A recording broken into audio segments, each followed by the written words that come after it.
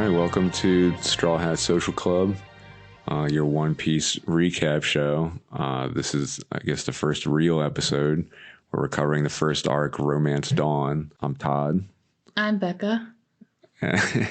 And yeah, I guess we can get right into it. So Romance Dawn, it's the first arc. It covers the first 3 episodes of the show. So we only have like 997 or so episodes to go after this. And it's also the first 7 chapters of the manga.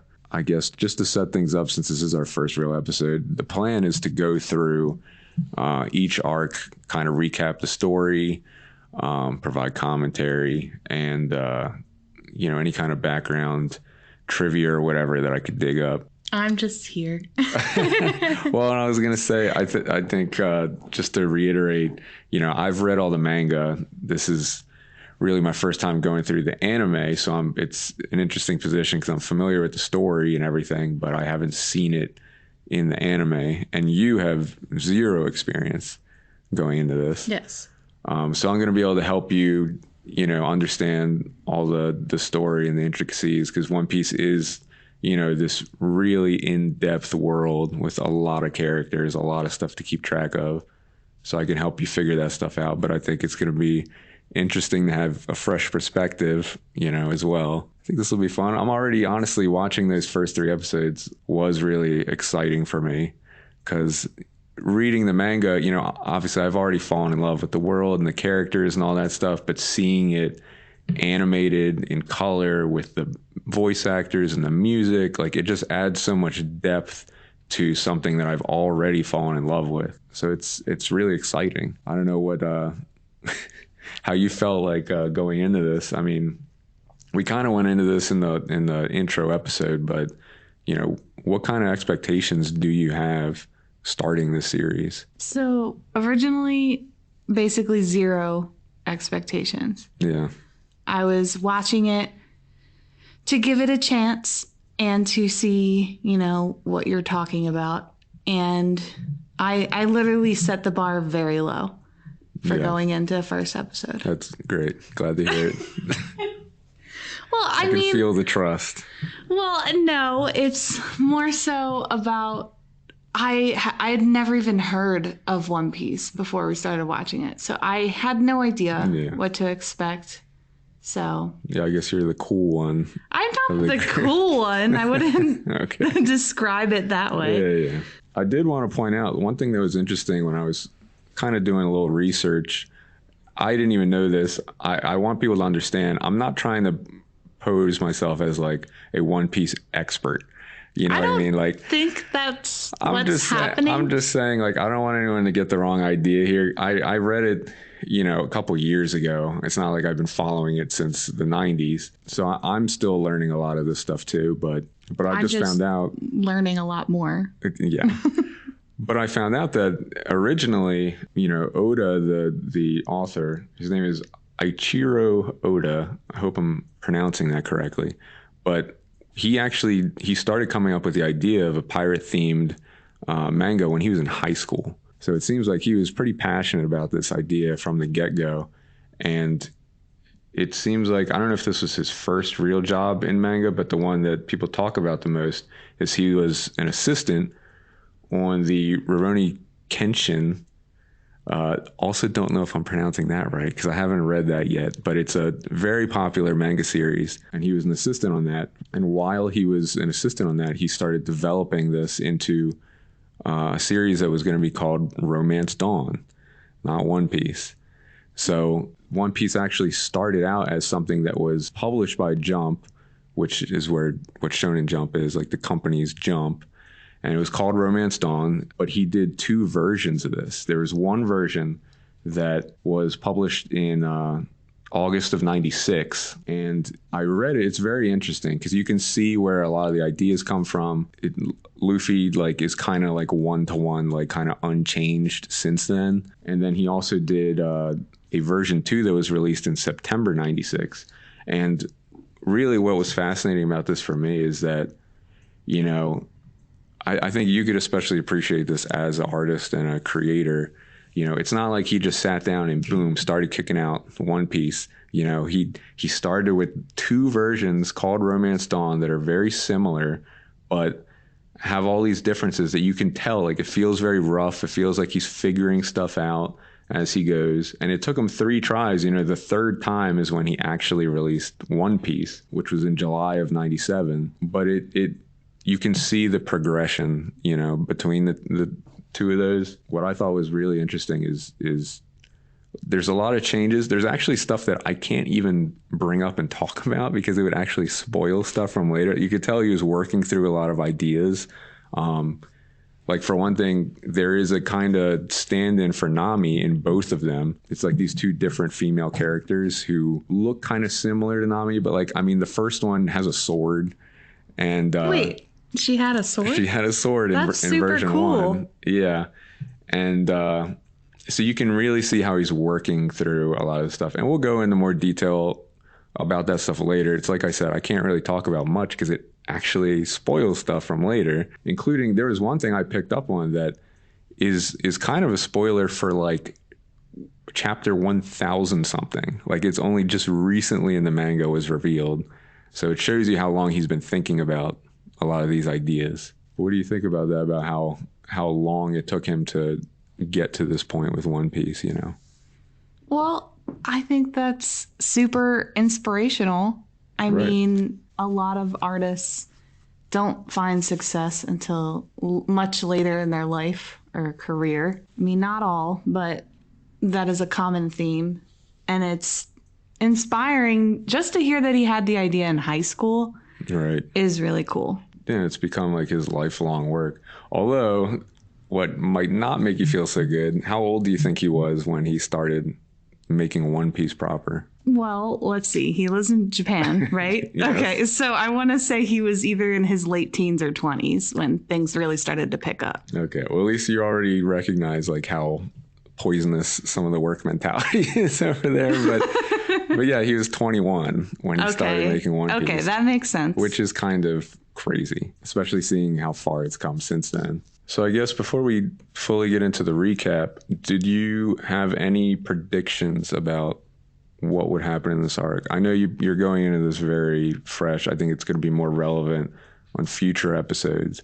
But were there any predictions at all, like when you were getting started watching this? Literally zero. Yeah, I didn't have anything to perceive. There's nothing really for me to predict. So yeah, I didn't really have any expectations or predictions because I had no idea what the story was or who the characters were. Yeah, that's okay. So I guess we could just jump right into it.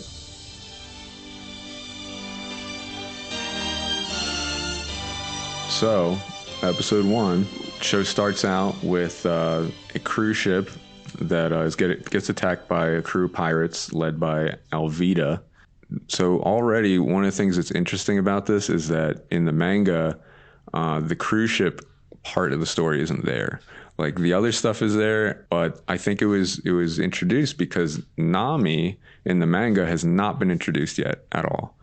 She actually pops up later, but it feels like they wanted to bring her character in as early as they could and start developing, you know, her motives and everything, which is interesting, even though she doesn't really do a whole lot. She kind of just pops up in the background throughout this arc, and she helps to lead into the next arc, which we'll get into later. Yeah, I mean, the way it starts, there's a cruise ship. Nami is in there doing her thing, robbing them blind. What were your first impression? I mean, it's not much to go on, but what did you think about Nami from the get-go? My initial thoughts on Nami was like, good for her. Like, I am all about it. Yeah, fuck the rich. Yeah, I love it. Even though we only see a small snippet of her here, at that point, I was already excited for Nami.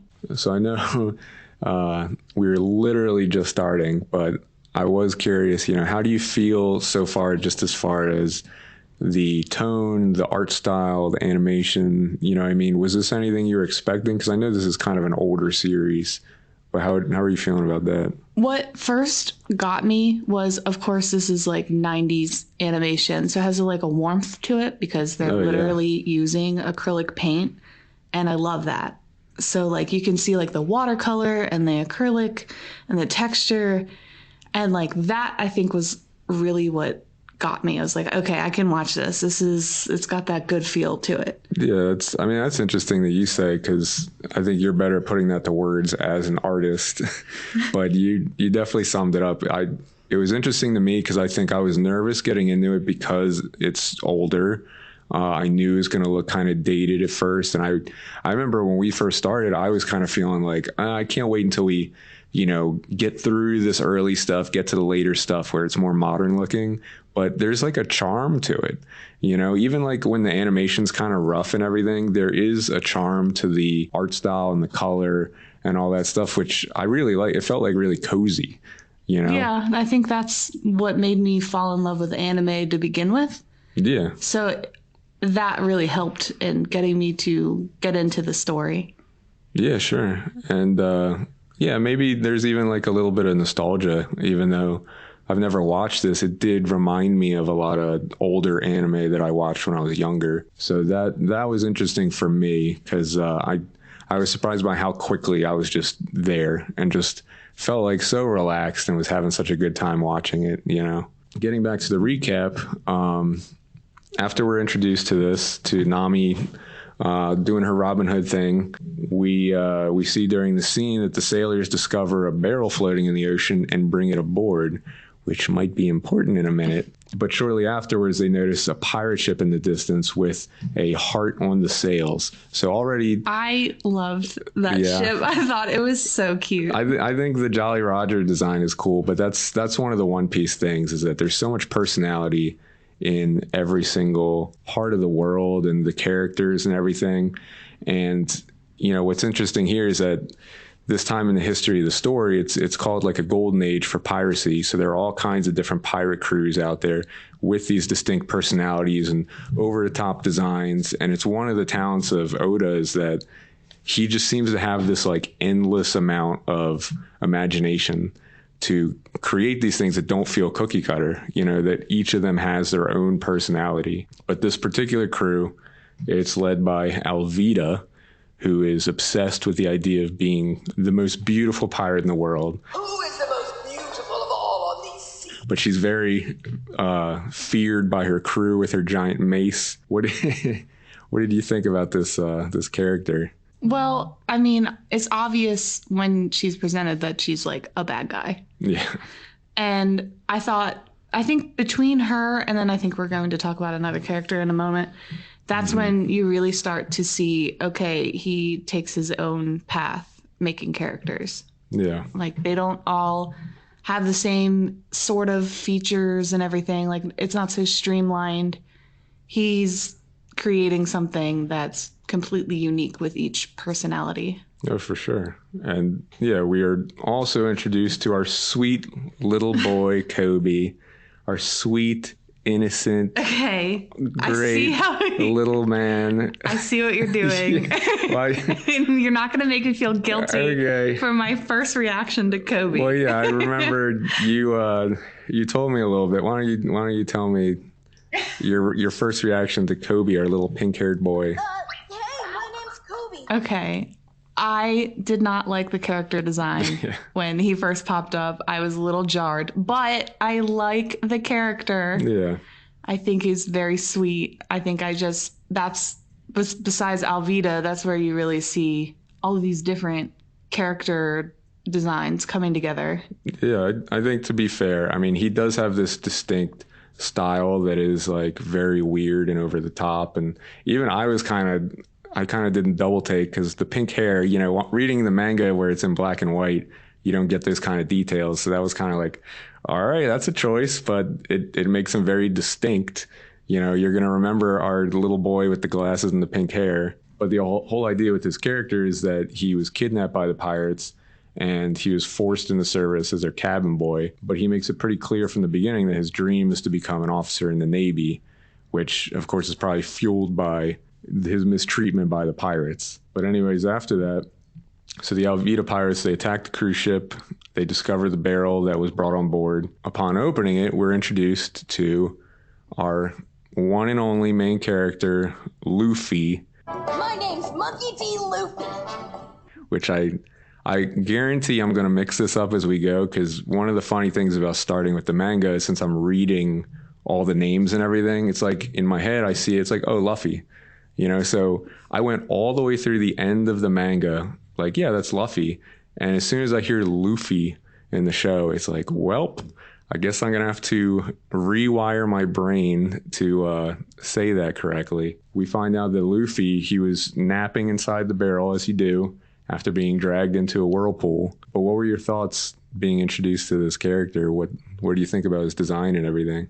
Well, his design is joyful and really adorable. Mm-hmm. And I think that immediately sold me, the way he pops out of the barrel. Yeah, I mean, and it's interesting because they're able to show right away just how childlike, how cheery and energetic he is, even after being trapped in a barrel and sucked into a whirlpool. He just treats it as like, oh, that was just a nice nap. But I did always think it was interesting how from the very beginning his design, like I said, even in the prototypes, his design was the same the whole way through, because it was clear he had a very clear vision. Yeah, he had a clear vision of what this character would look like.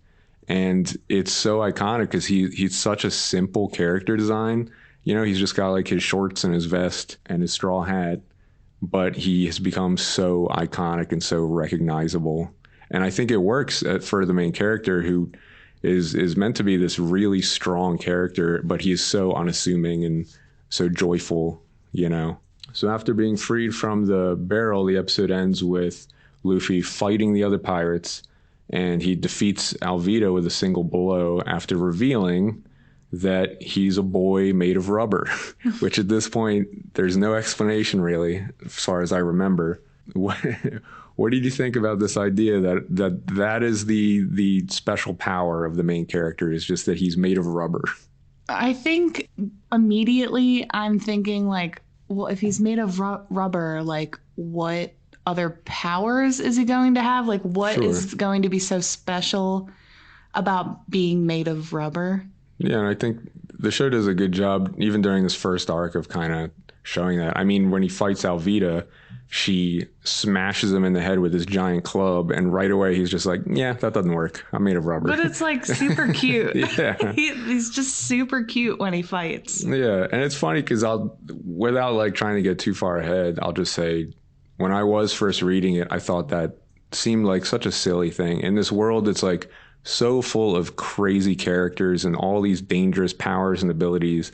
The fact that the main character's thing is he's made of rubber it seemed like a silly choice. Yeah, it's refreshing, honestly. Yeah. Like it's not like he's like made of guns or something. Yeah. Like it's very refreshing on a way to, defend himself and to like actually fight. Yeah, and I think that's, again, without getting ahead of myself, it's the thing that I've realized from going through the series is like it's actually like such a versatile idea because it can get applied in so many different ways, and it has such a distinct visual style when he's stretching his body and using it to do all these different attacks. I think it was just such a genius idea, honestly. It had to be. I mean, again, this is one of the things that was in Romance Dawn. He was still a rubber boy in every iteration. So that was his original vision. Yeah, so that's what I was going to say, is it seems like that was definitely a core part of his idea, which, I mean, looking back, it's pretty genius because it's such a silly concept that just works so well, But yeah, after defeating Alvita with his rubber punch, he rescues Kobe, and they have a very interesting conversation because, Luffy reveals that his goal is he wants to be king of the pirates. Like, he's all by himself. He doesn't have a ship or anything, but he's just matter-of-factly like, yep, I'm going to be king of the pirates. I'm going to be king of the pirates. As soon as it gets challenged, he's just like, if I have to die pursuing my dream, like whatever, it's just very cheerful about it. I think that was actually one of my first notes that I put down was Kobe is literally like, hey man, that's a big dream to have. Yeah. Like, do you realize what you're going to have to do? And he's like, oh yeah, I know.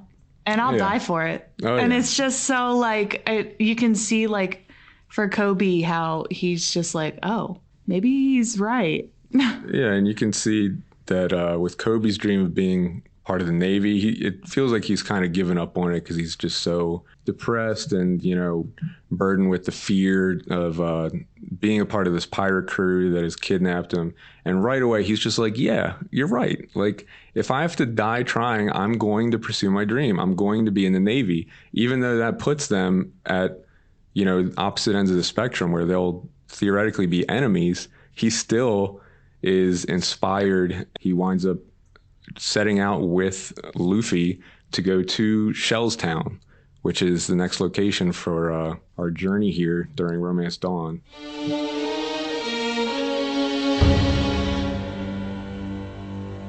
So once they get to Shellstown, it winds up getting established pretty quickly that the local naval base is run by a man named Captain Morgan, who's feared by everyone on the island. But equally feared is the bounty hunter, Roronoa. I have so much trouble saying his name.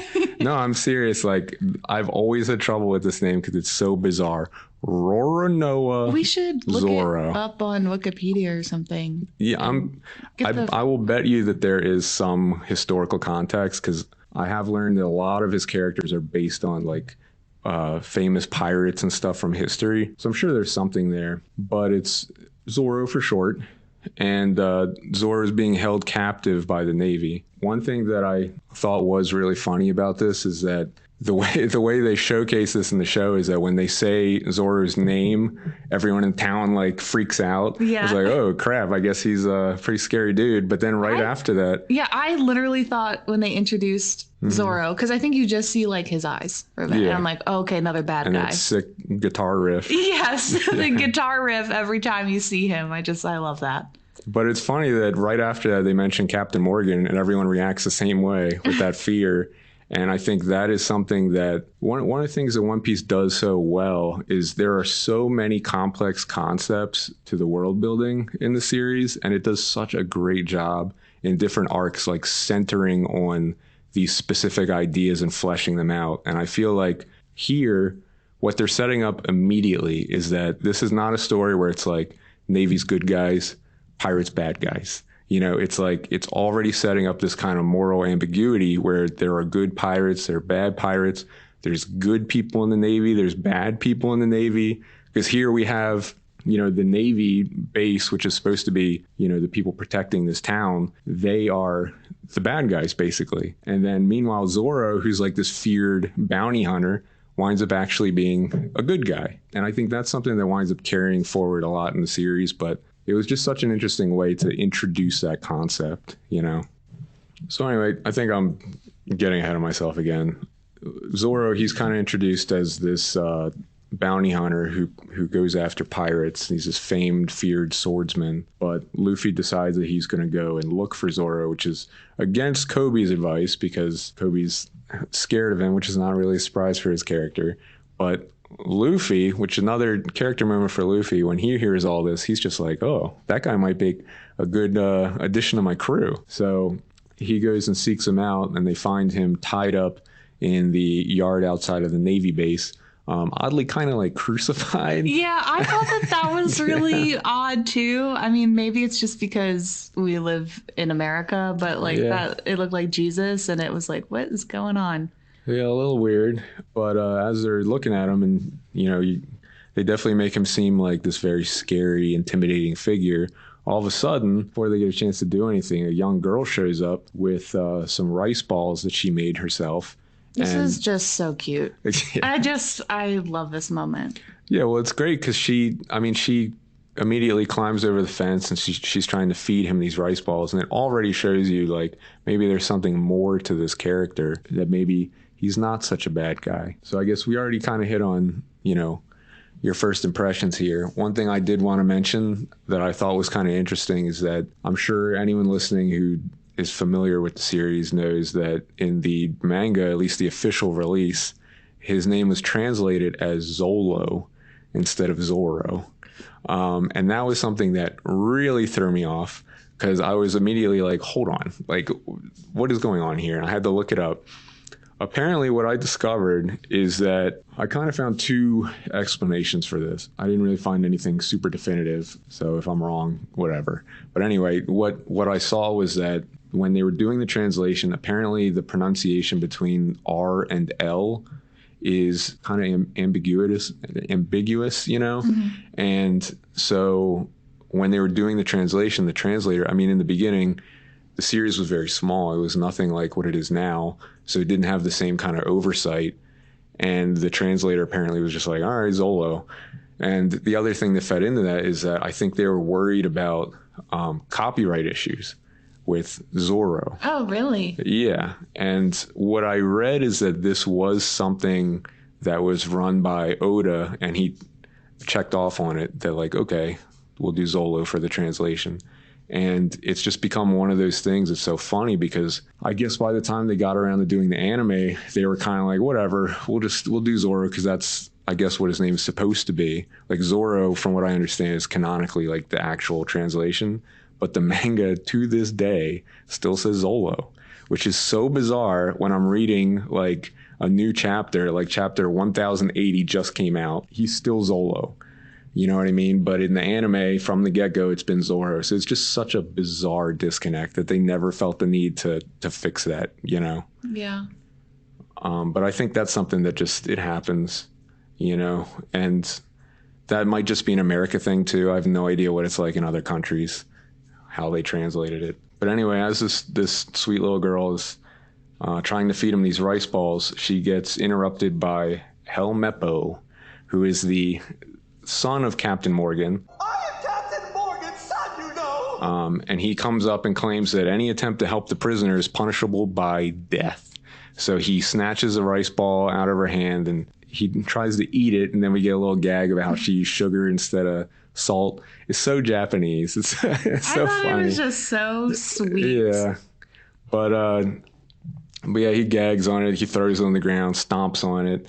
And then he orders his henchmen to throw the little girl over the fence, which was like, okay, like they're really digging into making him as evil as possible. He was also like threatening her with death yeah. like, which is insane. And I thought it was funny that the Navy guy who comes up kind of whispers to her like to curl into a little ball, and you're thinking like, oh, okay, they're being nice, trying to make sure she doesn't get hurt. And then she fucking like chucks her way over the fence, and Luffy has to like dive and catch her. Which is so funny, but then we get Helmeppo, and I think Helmeppo is funny because it ties into what we were saying about like Kobe's character design. Like, Helmeppo is a bizarre character design. Well, yeah, I mean, I think he's supposed to be presented as like fashionable, Sure. but he also has like a bowl cut and a side part, or well, a middle part, which is like, Yeah. that's a choice. But it is funny how he's like immediately, there's no middle ground here. It's like he is just evil as shit, you know, like throwing a little girl over the fence, chucking her rice ball in the dirt, threatening her with death. This is another thing that One Piece really does is when they want you to hate a character, he makes you hate that character. Yeah, that message received. Yeah, and I think the character design plays into it too, because I think you're meant to look at him and be like, you look dumb as hell. Like, you know what I mean? But anyway, so after Helmeppo and his men leave, Luffy comes in, he introduces himself to Zoro, and he pretty boldly tells him that he's basically sizing him up to join his crew before Zoro has any chance to, you know, make a decision or respond. And Zoro immediately is just like, no, like, I'm not going to be a pirate. I'm a bounty hunter. Like, what are you talking about? Luffy, and that's the other part is that Luffy, you know, he's a nobody. Like, he didn't even have a crew or anything, but he's just still like, yeah, you're going to join my crew. Like, that just is what it is. What's interesting, though, is that Zoro still asks Luffy to feed him the rice ball, even though it's covered in dirt. And after eating it, he just claims that it's delicious. And you can already see, like, Luffy has a bit of a reaction, like a little smile when he hears that. And I thought that was a really interesting character moment because one of the things you come to find out about Luffy is he definitely seems to be a good judge of character. And little things like this, you know, he notices that stuff. So I think right away, that alone probably made him feel like, yep, Zoro, he is going to be on my crew.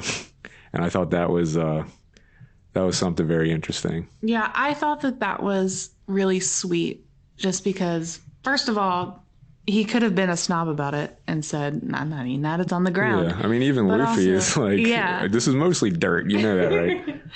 But I would like to think that Zoro not only ate it probably because he was starving, but also because that little girl put so much work into it. Exactly. I think that's what Luffy really hones in on and realizes, you know. So after that, Luffy returns to the town and he makes sure to tell the little girl that he ate every last bite of the food that she brought him. She seems very happy about that, but she also winds up revealing the truth behind his imprisonment, which is that Helmeppo, he was strutting around town, acting like, you know, he's in charge just because his dad is feared by everybody. While he's terrorizing everybody, he has this insane demonic dog that's just like wreaking havoc, like eating people's food and everything.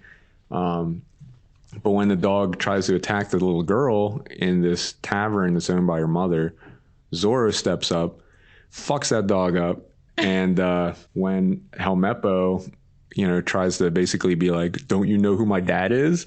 Zoro just doesn't give a fuck. Like, he's ready to throw down. But I think what's interesting about Zoro and his kind of morals at this point, you have to remember, he's not a pirate. He's a bounty hunter who goes after pirates. So when he's got this Navy man standing up to him, he's willing to kind of go along with him. And Helmeppo tells him, you know, in response to this, if he wants to keep the peace, basically, he's going to have to handle this imprisonment for 30 days. And if he can last for 30 days, then he'll be freed. And Zoro is just like, okay, whatever. Like, I can do that. Not long after that, Luffy runs into Helmeppo and he learns that he actually intends to execute Zoro the next day. Like, he doesn't care at all about their deal. Is typical, I think. Like, yeah. I think it's pretty obvious, I mean, at least it was to me at this point, that there's some political commentary here. Sure. And I thought that was an interesting way to see it, because especially since this is portrayed as like a kids show, which, I mean, I'm sure it was watched by kids when it came out. You usually, at least in America, you see the government portrayed as the good guy. And Sure. I think that was an interesting twist for a show of this time, of course. I think that's gonna really play into things later. So we'll see. But it is interesting because it just shows you how Oda, when he wants you to hate somebody, you're gonna hate them. You know, every step of the way, everything they do is just like, God, I just want to punch that guy in the face. Which is exactly what Luffy does. Luffy, when he hears that, he just punches him in the face. Like, does not care at all about who his dad is or anything. It is interesting because this starts to show you, I mean, we're on episode 2. We're starting to get a glimpse at Luffy's character and his motivations, that even though he's a pirate, you know, he wants to be the king of the pirates. You can see how he reacts to people who are kind, to people who are weaker, who are more innocent. And so in this instance, when he learns that Zoro, this scary dude, the reason he's in prison is because he was defending a little girl, you know, that he's willing to go through with this imprisonment just to clear his name, and is being betrayed, you can see how it fires him up and gets him pretty pissed off, and he's ready to get involved in this whole thing. But it also shows that Luffy, at this point, he's absolutely like, yep, he's my guy. He's going to be my first crewmate. So after this, we finally get introduced to the terrible Captain Morgan as Helmeppo runs home to tattle on Luffy for punching him in the face. So Captain Morgan, I thought, it's very interesting because his character design is very much like the scary bad dude, even though he's a Navy man. He's got an axe for a hand. He's got a crazy looking elbow, which at this point makes no sense. It's like this long thing sticking out and like a metal jaw. And it's funny because during the scene, it's made very clear, like, he thinks very highly of himself. He's just constantly like, I am so great. Great. I am the greatest. You can see his mentality that he joined the Navy, he rose through the ranks and everything, and instead of doing it for any like altruistic reasons, it's just like, oh yeah, now I'm in charge, you know, so everyone has to respect me, which again goes into what we were saying about the complicated kind of morality in the One Piece universe and how things aren't quite black and white, you know. But what did you think about Captain Morgan finally being introduced. I don't know if this is probably the reaction you're expecting, but Yeah. I mean, obviously it looks like a bad guy, but I was just like not impressed. Like, Yeah. Well, he is kind of like a B tier bad guy. and what I mean by not impressed is not like I was not impressed by the character design or anything. It was like, okay, you're very full of yourself. I got it. Well, it is funny because I think at this point, the antagonists, with Alvida and now Captain Morgan, they feel like, I said B tier, probably more like C tier, just like bad dudes, that are like very, very bad. Yeah, like we get it. You don't like anyone but yourself and maybe your son, barely. Yeah, they just kind of create these antagonizing figures for Luffy to go up against. On Oda, because that's good. Sure. Like, I feel like that's, if you have me feeling that type of way about a character you introduced, I feel like you did your job. Oh, yeah. I mean, he's good at instantly just making you hate these guys. It's just instantly like, oh yeah, he's the bad guy. Yeah. Which is very interesting. After this, we're given a brief flashback of Zoro when he's a child. So you get a little glimpse of his whole story. And what you look at is that he's being defeated by a girl swordsman. And it kind of gives him some insight into his ambitions because he's just so frustrated that he keeps being beaten by this girl. And he apparently makes this promise that he's going to be the best swordsman in the world. But we don't really get a lot more insight just yet. It is kind of interesting because I can say at this point in the manga, we had a much more in-depth flashback showing his exact ambitions and what's going on. But in the anime, we just get a little tease. So I'm sure at some point in the anime it's going to go into this a little bit more, but it seems like the pacing is just a little different right now, which I guess to like quickly talk about that. I do feel like in these early episodes, you can feel that like obviously One Piece was not at all what it is today. Like it was definitely popular when they started making the anime. I think what happens is the creator doesn't have total control in the beginning. You know what I mean? Like there's kind of sacrifices you have to make in order to push this out and be successful. You have to kind of give some control over to the animation studio and all that. And you can feel it because there are a lot of like these little changes to the tone and the storytelling and some of the details. I mean, just the fact that Nami, the female character, is like popping up all over the place when she was not present at all in the manga. So we'll see how that persists as we go, because I have a feeling as we get further along, Oda's going to get more involved, have more control, and it's going to be more true to the original. But we'll see. It is interesting, and I want to know how you feel about this, because now we have these two characters. They've made it pretty clear what their ambitions are. Luffy wants to be king of the pirates. Zoro wants to be the best swordsman in the world. It seems like they were kind of destined to meet one another, And I think that's interesting that he's not just like some random dude joining his crew. It's like, no, he has the same level of ambition as Luffy. No, I can see that. Mm-hmm. It's a good introduction. We get a lot of characterization very quickly. I think already makes him a pretty compelling character. I know when I was first reading, it definitely made me want to know more.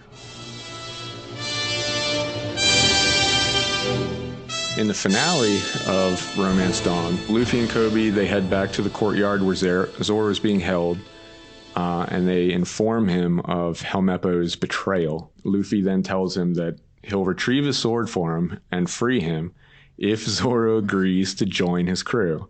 And he runs off before he even gets a response. Because Zoro, when he hears this, he's like, okay, untie me, free me. And he's like, okay, well, that means you're going to join my crew. And Zoro's like, no, what are you talking about? And Luffy just runs off to get his sword before even a chance. But meanwhile, while this is happening, Captain Morgan, like a totally normal person that he is, he's erecting a giant statue of himself on the roof of the building, which, again, it's one of those like weird character moments that just shows you exactly what you're dealing with this character. Like, this is how full of himself he is.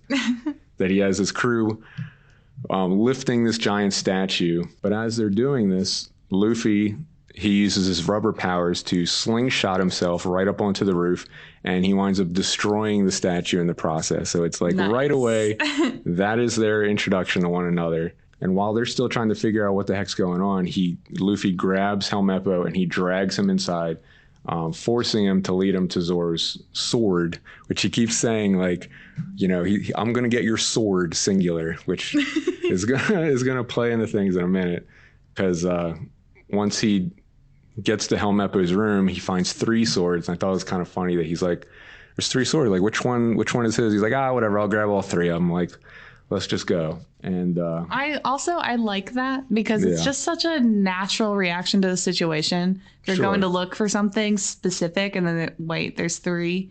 Whatever. I don't have the time to sort this out, and you just grab them, and I like that. Yeah. So he just grabs them. It's just like, all right, let's go. And while this is happening, you know, Kobe, still being like the sweet little boy he is, he's trying to help out. He's trying to free Zoro from being tied up. Now, one of the things that I thought was interesting here, so in the anime, you know, he gets stopped by Captain Morgan and his crew come down, and they're pointing guns, they're ready to shoot him. What happens in the manga is, as he's trying to untie him, they shoot him. What? They just shoot Kobe. Like, I mean, they wind up shooting him in the arm, but he's bleeding on the ground. He's a child, correct? But I think this is one of those little things which I have a feeling is going to keep coming up, especially in the beginning, is that this was definitely treated as like a kid's series, which is part of why I never really got into it. And I think this is one of those changes where they were like, we can't just have this kid get shot. Yeah, I am kind of glad they did not do that. Yeah, and I think... I mean, they launched a girl over the fence. Yeah, well, but she gets caught, by Luffy. But I have a feeling where, from what I've read, I think there are some other little changes like this, because in the manga, one of the things, this is something actually kind of common in manga, especially when they're starting out, is that at the end of chapters, sometimes you'll have these little pages where the author is like speaking to the audience about things. And I remember there's something later where there's a big change in the anime, and he addresses it there and says basically that, you know, the anime studio is kind of doing their thing. They thought this was kind of a bit much for kids. So it's just one of those things, you know, we'll get to that when we get there. I really think in the beginning, they're trying to make this as kid-friendly as possible. And as they go, as he gets more control, as it gets more popular, we start seeing that less and less. But it's worth pointing out now anyway. So as the Navy men are preparing to shoot Kobe and Zoro, Luffy suddenly appears, and he puts his body in the way, takes all the bullets, and we get another character moment where you see that the bullets do nothing to his rubber body, and they just get deflected right back at the rest of the Navy. Yeah, this was really such a cool moment for me watching it, where I feel like you really get to see like what he's capable of. Yeah, I think that's what's interesting with stuff like this, like with him getting smashed by Alvida's club, is you're starting to get an idea of, you know, the breadth of his powers. And speaking of which, I think this is when we first get introduced to the concept of devil fruits, because Captain Morgan is the one who points out like, oh, that's a devil fruit's powers. And they don't really go in depth into it, but that's kind of their first explanation of why he's a rubber boy, is apparently it's this thing called devil fruits. Do you remember this detail? Like, did this stand out to you at all? This is a little hard for me to figure out timelines on this in particular, because I think I remember like asking you a bunch of questions about it, and you're just like, hold on. This is just like, you didn't want me to spoil myself, but I was just so curious on how, and this is also what made me just keep wanting to watch, because I wanted to know, like, what is that? Is there more? Like, what is it? So. And I think that's a good thing to point out, is with this podcast, I'm going to try to give some more depth to a lot of these details, but I am being very careful only to use what we've seen so far. So once we get a little more insight, I'll go into it more, because at this point, this isn't really a spoiler to say, but I will say that the nature of the devil fruits, it doesn't get revealed until after chapter 1000. So it's Wait, really? Yes. I mean, they explain like more about what they are, but specifically like where they come from, That's just why takes a I long love this, time. though. Yeah. But like, I'm okay waiting and finding out because, first of all, I think I explained this like when we had our intro, but I just love how you get background on everything, like literally everything. Yeah, for sure. But I think that's really all the information we get so far is this kind of, we just get this kind of like ominous reveal that, oh, this is a devil fruit, which already sounds like very, Very ominous. yes, very ominous. Ominous. I don't know. Get a little Ominous. tongue-tied. But after that, Captain Morgan and Luffy engage each other in single combat. I mean, Luffy, he just whoops his ass. Like, it's not even really much of a fight. It definitely shows you how even against someone as terrifying as Captain Morgan with his axe hand, which, by the way, we get to see the reason his elbow looks like that. He uses it as like a little handle when he's swinging the axe. It's like, okay, sure. You know what? Yeah, he just gets crushed by Luffy. Shows you that this guy who is very unassuming is he's pretty tough. He's definitely able to handle his own. But he only gets stopped from defeating him when Helmeppo actually takes Kobe hostage, which of course he does. It's the cowardly thing to do. But Luffy doesn't even seem to react to that. He just immediately winds back and does, I think this is the first time when they really have his signature move, his gum pistol. You know, his punch that has the power of a pistol. He stretches it all the way across the field and he knocks Helmeppo out. And simultaneously, I think we might have skipped over this, but they do manage to free Zoro, and there's the reveal that, oh, he uses 3 swords. That's his style. Which is like super cool. Yeah. One in each hand and one in his mouth. And what I thought was interesting here is that when he knocks out Helmeppo, you know, Captain Morgan's right behind him. He's completely exposed, but you can tell he already trusts Zoro to the point where, like, he doesn't even flinch because he knows Zoro is going to step up, and he does. Zoro cuts down Captain Morgan, and there's a nice little moment where it's like, just like that, it feels like they've kind of sealed the deal that they're going to be crewmates now. But that definitely, you can see the mutual respect there. And this is when Zoro is finally like, okay, I'll join your crew. Like, screw it. And the other thing that's interesting is that Luffy seems to be supportive of Zoro's dream of being the best swordsman. I think he's basically like, so you want to be the best swordsman? Great. Like, if you're going to be on the crew of the King of the Pirates, like, I better have the best swordsman. So he's already like uplifting him and supporting his dream without trying to stand in his way, you know? Yeah, I think what I love about this is you can see like the instant like camaraderie between them. Yeah. I did want to point out quickly that in the manga, one of those pages I mentioned where Oda's kind of talking to the audience. Yeah. He shows some of his early designs for Captain Morgan.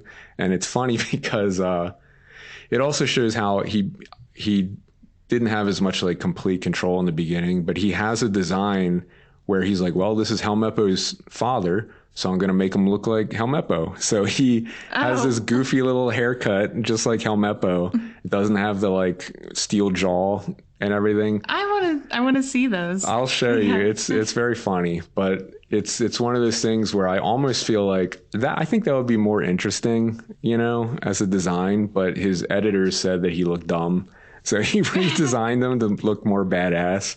And it's funny because going back now, I feel like they should have just gone with the goofy design. I mean, he's a C tier guy, villain anyway. So anyway, after they finally join up together, they head back to the town. They celebrate with some food, which you're going to find is a One Piece staple. But they're just kind of hanging out. They're discussing their aspirations, getting ready to head back out on the sea. And there's the reveal that if he's going to become the king of the pirates, they're going to have to go to the Grand Line to find the One Piece, which I guess we should talk about very briefly. That the whole idea in the series is that there was this pirate named Captain Roger who was the previous king of the pirates who found this treasure called the One Piece, which is this mysterious thing. We have no idea what it is, but the opening of every episode explains that while he was being executed, he called out to everyone that, the One Piece, it's still out there for whoever wants to find it. And it's kind of assumed that whoever finds that One Piece, that's the person who's going to be the next king of the pirates. And that's why now we're in this kind of golden age of piracy, because that simple speech as he was being executed inspired all these pirates to head out there and said, like, you know what, that can be me. I'm going to be the next king of the pirates, including our boy Luffy, who's literally starting from nothing. Like, what were your, did you have any kind of thoughts or anything about that idea? No, it all sounded really foreign to me. Yeah. So I had no idea. Yeah. I'm like, okay, Grand Line, One Piece, I don't know. Like, I mean, I'm like, for a reminder, I'm coming into this literally with like no knowledge. Sure, of course. But I will say, just to kind of set things up, we aren't given a lot of info on what the Grand Line is, but at this point, I'll just say it seems like it's some stretch of ocean that's considered to be really dangerous, because when they're talking about going to the Grand Line, I think Kobe's the one who's basically like, what? Like, it's just the two of you and you don't even have a ship. Like, you can't go there yet. But Luffy, like being Luffy, is just like, hey, if that's what we got to do, let's go. Like, doesn't care at all about the danger or anything.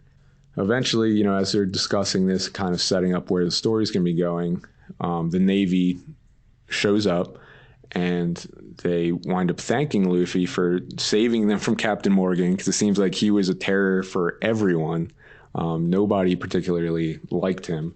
But since Luffy's a pirate and they're the Navy, they can't officially be harboring him there. So they tell him, sorry, but you got to go. And it's funny because I think this is one of the things that sets up the idea of pirates in this world and Luffy's concept of what a pirate is, because even though the townspeople are kind of like, what? Like, are you kidding me? Like, he just saved us and you're kicking him out. Luffy's immediately just like, yeah, fair. You know? And their attitude is kind of like, pirates, like, we should be hated, like it should be like, what better way to leave somewhere than to fill our bellies up with food and then have everybody kicking us out. Like, that just seems like, of course, that's what being a pirate is. It's like half the fun to Luffy. But then there's an interesting scene where as they're getting ready to leave, the Navy is kind of like, well, hold on, like, isn't he with you? Like, pointing to Kobe. And there's this like fearful moment because Kobe realizes if he wants to be a part of the Navy, he can't be seen associating with pirates. And even more than that, they can't know that he was on Alvida's crew, even if he was a hostage, because they can't know for sure. He might be like a spy, a pirate spy trying to join the Navy. And Luffy knows this. So when they start saying like, wait, isn't he with you? Isn't this your friend? Luffy starts to be like, oh yeah, like he was with that pirate crew. Let me tell you about that. And he kind of has Kobe getting more and more agitated until Kobe just punches him in the face because he's so afraid of him saying something. And Luffy just starts smacking the hell out of him, which then gets the Navy to break them up and be like, okay, clearly you guys aren't friends. You need to get the hell out of here. Leave this little pink-haired boy alone.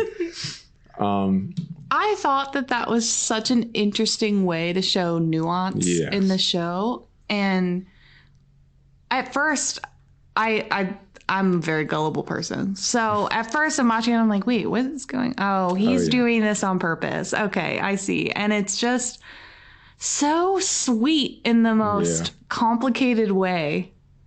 I think it's great because I had the same reaction the first time I was reading it. It was kind of like, what the heck? Like, you guys are supposed to be friends. What are you doing? And then it's that realization. It is such a good character moment to show, like, this is how much of a big heart that Luffy has, that he knows exactly what to do to help Kobe out. Like, that was the best thing he could have done in that situation. Just this amount of respect where he was like, okay, he told me this is what he wants. I'm going to do whatever I can to help. Yes. And it's, as someone who has this big dream, you can see he has so much respect for Kobe's dream and doesn't want to do anything to disrupt or to step on that. And so it is a huge character moment to me. And I remember reading it, it said a lot to me about his character, because he is such a goofy, you know, he's this very carefree, silly guy who seems kind of brain dead a lot of the times. But then there's moments like this where you see like he knows what he's doing, and he really does have this big heart. Yeah, I would say he is the epitome of what it is to have a big heart. Yeah, he's a great protagonist. As they're leaving, there's also a nice moment between Luffy and Zoro where Zoro's kind of like, yeah, I don't think you fooled anybody. Like, he just immediately knows what's going on, which also I feel like is a bonding moment for the two of them. Yeah. Because Zoro sees it too. He sees the kind of character Luffy is. And so as they're sailing away, there's kind of a tearful goodbye with Kobe. It's very clear that, you know, Luffy tells him, even though you're going to be in the Navy and I'm a pirate, we're always going to be friends, you know. And even the Navy shows up and they salute them as they're sailing away. But then, of course, the captain's like, all right, well, since we decided to do this, we're not going to eat for 3 days. Because they still have to maintain that they're the Navy and they're the pirates, and we can't be fraternizing like that. Which this goes back to kind of what I said before about the morality of the series, that, you know, not all the Navy's good, not all the pirates are bad. Like, there is this weird grayness. And there seems to be this clear line in the world where it's like, no, pirates and Navy can't be friends. Like, that's just not the order of things. But there can still be these human moments and the recognition of that stuff, which really, to me, adds a lot of depth and heart to something that is kind of like a kid's show, you know? Like, it isn't all black and white, and there seems to be a lot of complexity under the surface, and that's part of the appeal of it. So anyway, what we finally end on is we see Nami once again looting, doing her thing. She's in the Navy base, yes, trying to rob the them. rich. Yeah, right. And she finds this secret safe, and she mentions that she thinks that what's in the safe is a nautical map of the Grand Line, which we've been teased about a little bit. But when she opens it up, you see that it's a message from Buggy the Clown saying Buggy was here, which is definitely what sets up the next arc of the series.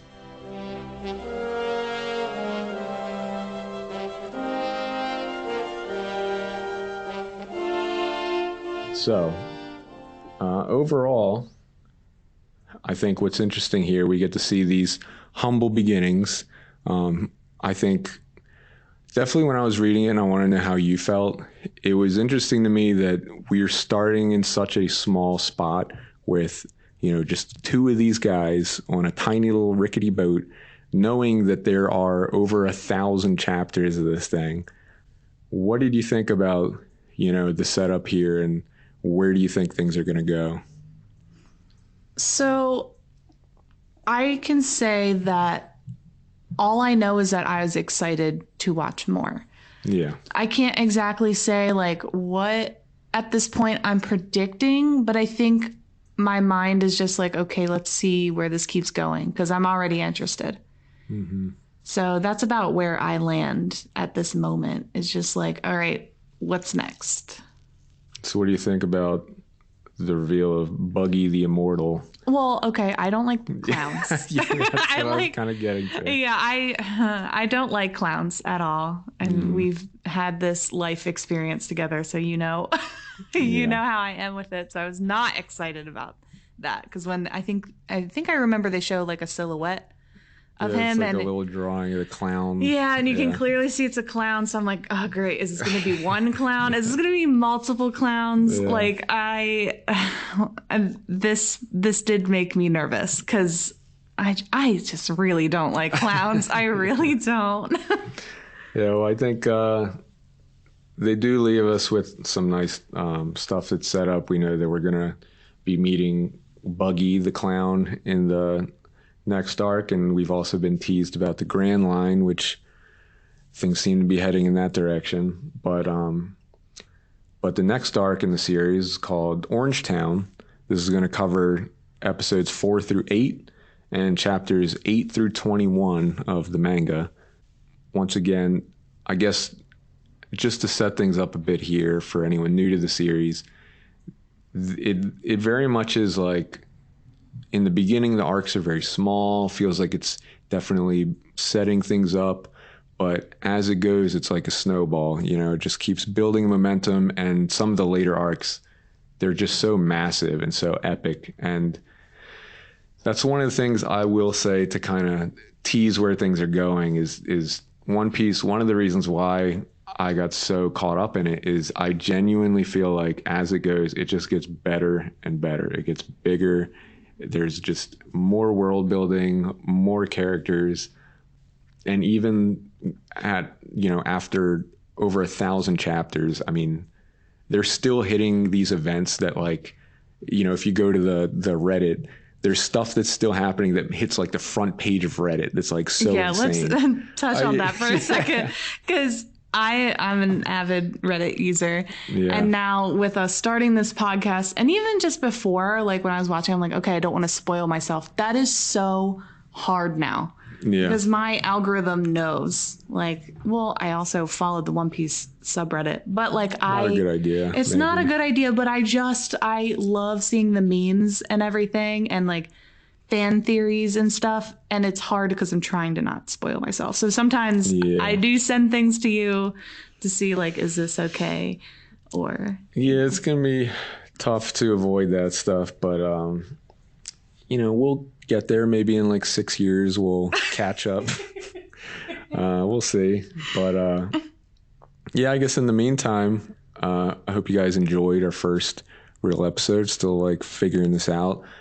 We definitely want to keep these episodes around like an hour and a half long. I don't think that every arc is going to be this in depth, but when we have 3 episodes, it's hard to kind of pad it out. But when we get to the bigger arcs, we're definitely going to fly through the story a little quicker because there's going to be more going on. But that's the goal. Yeah. Yeah. This has been Straw Hat Social Club. But hold on. Don't outro just yet. Okay. We follow us on our socials, first of all. Of course. I wasn't going to end this without that. I mean, I don't know. Like I said, we're still figuring this out. Yeah. So we have a Gmail.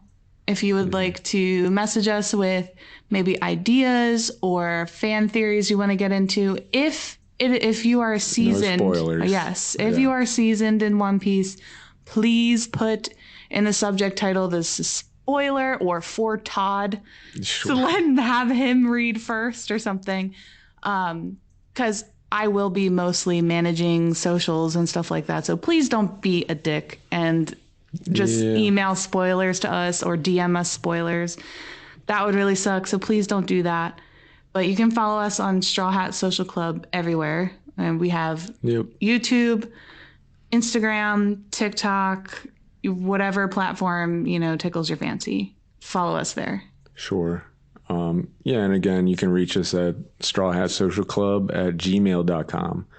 Yeah, thank you for listening. Yes. I guess I'll just reiterate, with the recaps, our goal is to do every other week because it does take a bit of work to get this all set up and to watch the episodes and everything. But we have some plans for the in-between weeks. I guess we'll talk about that more later. You'll see them pop up. Yeah. This has been Straw Hat Social Club. I'm Todd. I'm Becca. Thank you for listening, and catch us in 2 weeks. Yeah. All right.